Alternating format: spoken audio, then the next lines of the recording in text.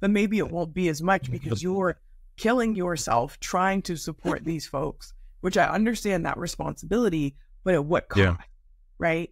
Or what other things could you do to make money? If the priority for you is going to be sending a certain amount of money back home, there are many ways that you can make money. Maybe it doesn't have to be in the corporate world where you feel like a little piece of your soul is dying every day for her. So it's about really exploring and just thinking outside the box. That was the expectation to go to corporate and get that job. What if we take off that expectation and look at what else is possible to meet the goals this year? Okay, that's a very, very good example, because from the limited experience that I have with her example of having to send money back home, if that is not kept in check, it comes at a cost of resentment. Right.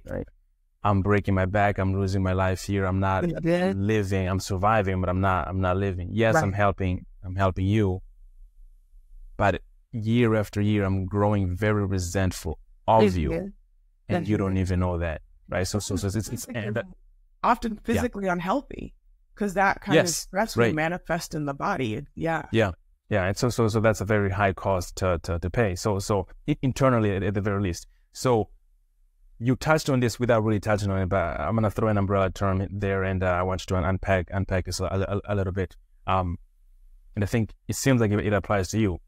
What can you say about the fear of failure? So for me, for example, there was a point in time where I've traveled to LA without the intention of starting a life there or anything like that.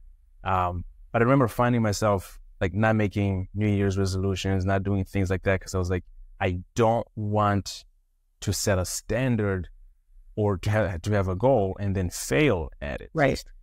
So because I don't want to fail, I'm just not going to try. But once the fear of failure was removed from this equation, my goodness, I was all over the place. I was trying all kinds of stuff.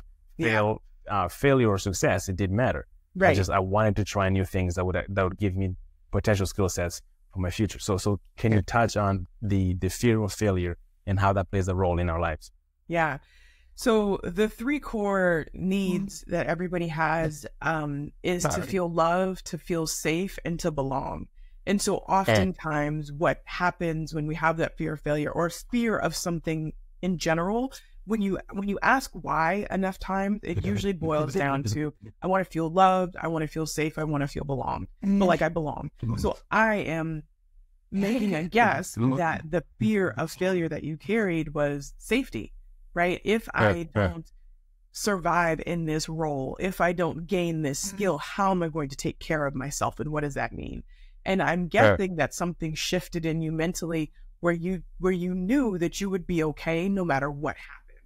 And when you can tell yourself, when you can believe that you're going to be okay no matter what happens, then it becomes much easier to take a risk, because failure becomes an experience that you need to get to success, instead of thinking about it as the end all, like I failed and it's terminal. That's it. We can't do anything else. So it comes back to that need for safety.